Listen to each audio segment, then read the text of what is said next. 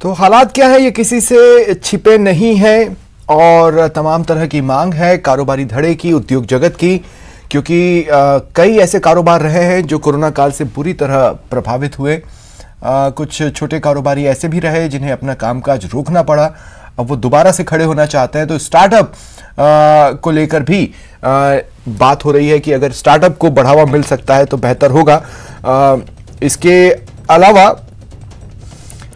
बहुत अहम चीजें इसमें हो सकती हैं, क्योंकि 24 फरवरी को ये पिटारा खुलेगा तो तब मोहर लगेगी कि किन किन चीजों पर कितनी आस पूरी हो पा रही है, क्योंकि बजट की तैयारियां अंतिम दौर में है। अधिकतर जो प्रस्ताव है वित्त विभाग के खातों में, उन पर स्वीकृति की मोहर लगी है, प्रिंट होने की तैयारी में है।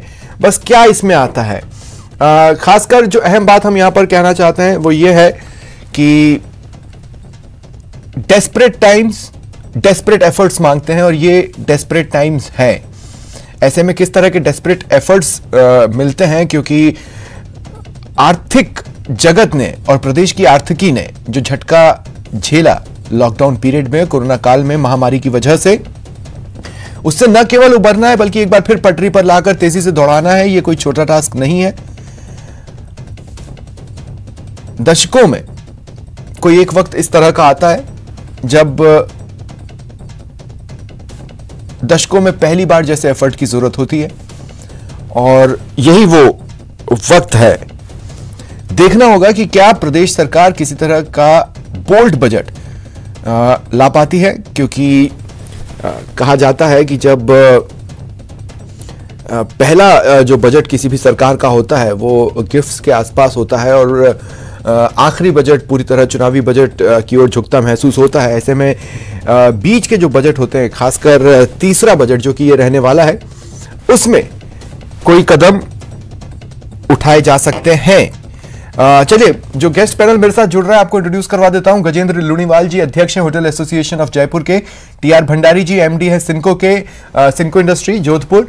बनीचंद जैन जी अध्यक्ष हैं अराठिया के, और हरीश केडिया जी वरिष्ठ उपाध्यक्ष जयपुर व्यापार महासंघ के। आप सभी का स्वागत है न्यूज 18 राजस्थान पर। टीआर भंडारी जी, आपसे शुरुआत करना चाहता हूं। ये तीसरा बजट जो होता है वो बोल्ड स्टेप्स का बजट हो सकता है अगर सरकार चाहे तो। किस तरह के बोल्ड स्टेप्स आप उम्मीद कर रहे हैं इस बार?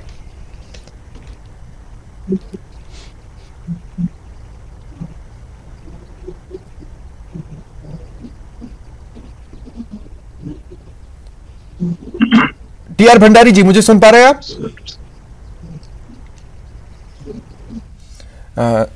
लगता है उनसे मेरा संपर्क नहीं हो पा रहा है।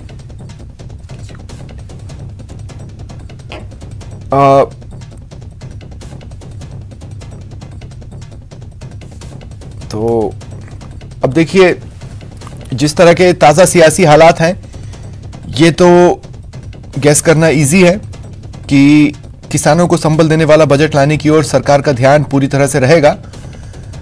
हो सकता है नौकरियों के अवसर अनलॉक हो,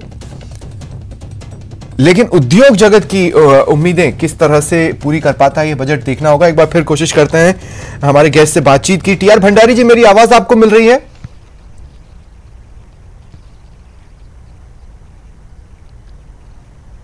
आवाज गूंज रही है सब बहुत। अच्छा, आपकी आवाज बहुत गूंज रही थी। मेरा निवेदन इस मामले में ऐसा है कि आज आउट ऑफ बॉक्स थिंकिंग की आवश्यकता है। हाँ। अगर सरकार सिर्फ एक कदम उठाए और रिको को आउट ऑफ बॉक्स थिंकिंग में ले आए तो राजस्थान में 1 लाख करोड़ रुपए का इन्वेस्टमेंट बड़ी आसानी से हो सकता है और पूरी इकोनॉमी के अंदर टर्न अराउंड आ सकता है।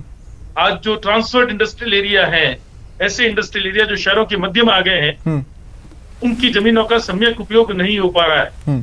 वो इंडस्ट्रीज ना तो पूंजी खड़ी कर पा रही है, न उनके पास उचित मात्रा में भूमि बची है कि वो उस भूमि पर अपना एक्सपांशन कर सकें, क्योंकि रिको के नियम इतने पुराने और ऑब्सोलीट हो चुके हैं कि उन नियमों के आधार पर अब कोई कार्य उन पुराने औद्योगिक क्षेत्रों में परिवर्तन के साथ संभव ही नहीं बचे। आज की तारीख में आवश्यकता ये है कि जो औद्योगिक क्षेत्र अर्बन एरियाज के बीच में आ गए हैं, कम से कम वहां पर थोड़ी बहुत फ्रीडम दी जाए जैसे कि आप सॉफ्टवेयर पार्क लगा सकें, कॉल सेंटर लगा सकें, हॉस्पिटल लगा सकें, होटल्स लगा सकें, एंटरटेनमेंट सेंटर लगा सकें, ऑर्गेनाइज रिटेल मॉल लगा सकें, कोचिंग सेंटर्स लग सकें। अगर ये सब परमिशंस दी जाए और खुलकर दी जाए और साथ में मल्टी स्टोरीड बिल्डिंग्स बनाने की भी परमिशन दी जाए और उसके लिए जजिया के तौर पे कन्वर्जन चार्जेस नहीं लिए जाए, तो इसका नतीजा ये होगा कि जो एग्जिस्टिंग इंडस्ट्री जो वहां पर खड़ी है, थोड़ी बहुत चल रही है या एक्सपेंड करने के लिए उनके पास स्थान नहीं है, वो उस जमीन से अपनी नई पूंजी खड़ी कर पाएंगे जो प्रमोटर्स फंड के तौर पे काम आएगी, और वो लोग उसी पैसे से बाहर जाकर अपग्रेडेड टेक्नोलॉजी के साथ बड़ी स्केल पर नए उद्योग खड़े कर पाएंगे। इससे दुतरफा लाभ होगा। एक तरफ तो वो जमीन है जो काम नहीं आ रही है, उन पर कंस्ट्रक्शन एक्टिविटी पूरे जोर शोर से चालू हो जाएगी, और दूसरी ओर जो इंडस्ट्री वहां से शिफ्ट करेगी वो इंडस्ट्री नए सिरे से इन्वेस्टमेंट करेगी। नतीजतन पूरी इकोनॉमी एक वर्चुअस साइकिल में आ जाएगी। अभी हम विशियस साइकिल में हैं। उस विशियस साइकिल को तोड़ने के लिए एक वर्चुअस साइकिल की आवश्यकता है, और उसके लिए जो रिको के माध्यम से या इवन डेवलपमेंट अथॉरिटीज के माध्यम से छोटी छोटी रेवेन्यू देखी जाती है कन्वर्जन चार्जेस के नाम पे, या बिल्डिंग बायलॉज जो बहुत ही पुरातन किस्म के हैं, जहां मल्टी स्टोरीड की परमिशंस आज भी एक किस्म का टैबू है, उन सबको हटाने की बहुत आवश्यकता है। अगर ऐसा किया जाता है तो बहुत तेजी से विकास की संभावनाएं राजस्थान में बन जाएंगी। ठीक है, मोटे तौर पर मैं इसी चीज की बात भी कर